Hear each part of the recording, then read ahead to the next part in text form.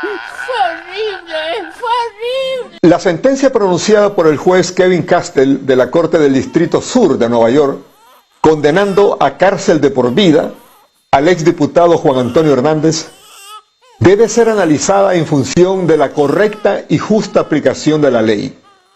y de las implicaciones colaterales a la sentencia que hizo el juez Castell contra Honduras,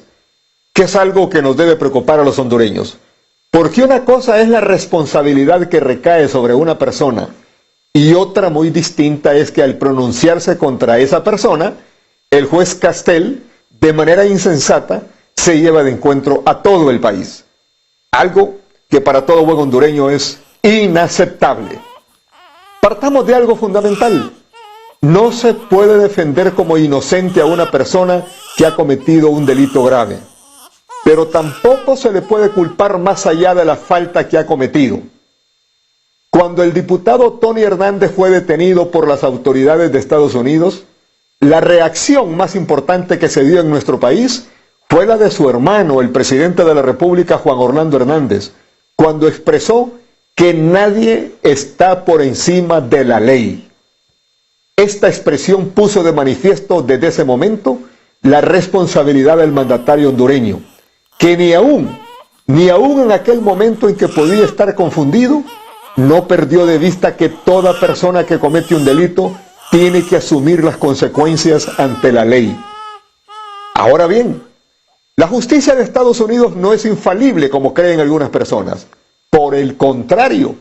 tiene una historia plagada de errores e injusticias por equivocaciones y extralimitaciones cometidas por jueces que han llevado a la cárcel a personas inocentes. Incluso hay casos extremos de personas que fueron sentenciadas a la pena de muerte y cuyas familias lucharon por reivindicar su inocencia, debiendo conformarse que el Estado americano les pagara sumas millonarias de dólares como una compensación por la barbaridad cometida por un juez. En el compendio jurídico titulado Sala de Jurados se recogen varios casos de actuaciones arbitrarias de varios jueces estadounidenses a lo largo de la historia, que en su momento la prensa norteamericana calificó de temeridad judicial. En el juicio del diputado Antonio Hernández hubo algo que resulta espectacularmente temerario, cuando los fiscales y el juez de Nueva York desconocieron un testimonio que resultaba no solo incidental, sino fundamental en el juicio. El jueves 3 de octubre del 2019, la Fiscalía de Nueva York llamó a declarar como testigo clave al agente de la DEA, Greg Marvis, quien desde 1997 y hasta el 2019 fue el coordinador de investigaciones sobre actividades del narcotráfico en Centroamérica, México y Colombia,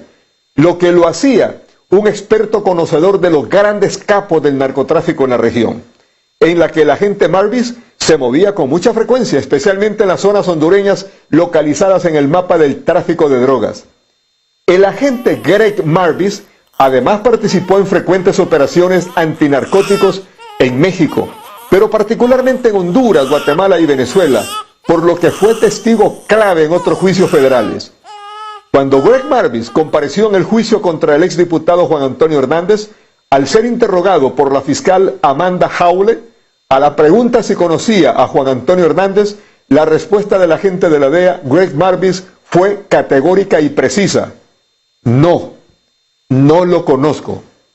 Esta respuesta fue un verdadero revés para los fiscales de Nueva York, que no habían podido presentar pruebas contundentes contra el exdiputado Tony Hernández. Al sentirse desarmados, sin una prueba que fuera contundente y suficiente, los fiscales se volcaron pidiendo a los capos hondureños que testimoniaran contra el exdiputado Tony Hernández. Por tanto,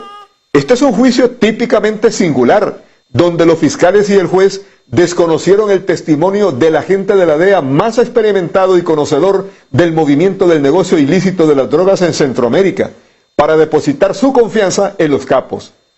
Coincidiendo con la actuación de los fiscales de Nueva York y el juez Castell, en estos días alcanzó mucha circulación un libro escrito por la periodista investigadora mexicana Anabel Hernández, titulado El Traidor, el diario secreto del Hijo del Mayo, uno de los capos más connotados en el territorio mexicano, en el que en uno de sus capítulos narra cómo un reconocido capo hondureño extraditado reveló haber sobornado a un expresidente hondureño con la suma de 2 billones de dólares. 2 millones de dólares. Como los testimonios de los capos ahora valen más para los fiscales de Nueva York, es de esperarse que los fiscales se interesen en el contenido de este libro. El juicio de Nueva York contra el exdiputado Juan Antonio Hernández está llamado a engrosar el compendio Sala de Jurados, como uno más, donde la justicia y los representantes de la ley confían más en los brazos del crimen organizado para hundir a un acusado de cometer un delito grave que debió ser castigado conforme a la ley, mas no con la hazaña con que lo hicieron los fiscales, el jurado y el juez, que no pudieron ocultar su propósito extrajudicial de desmantelar un gobierno y hacerle daño a un país. Si la experiencia de más de 22 años del agente de la DEA, Greg Marvis, persiguiendo a narcotraficantes en Honduras, fue poca cosa frente al testimonio de los capos, la sociedad estadounidense debe preocuparse porque su sistema judicial y fiscal tienen una grave falencia que no permite que Estados Unidos tenga una justicia correcta. Queda la impresión que en los fiscales de Nueva York y el juez Castle hay un inmenso deseo de intromisión política para ayudar a los que buscan derrocar al actual gobierno de Honduras. Y si esta política fuera la norma del gobierno de Estados Unidos, a pesar de la afinidad democrática que tenemos los dos países,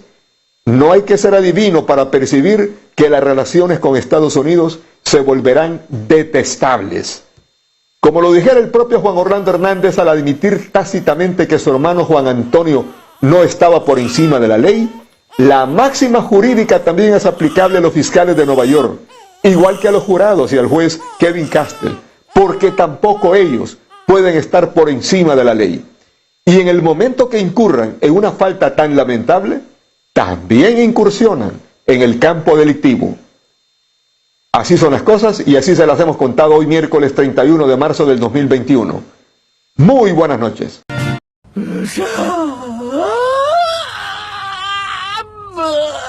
Me duele. No me duele, me quema, me lastima.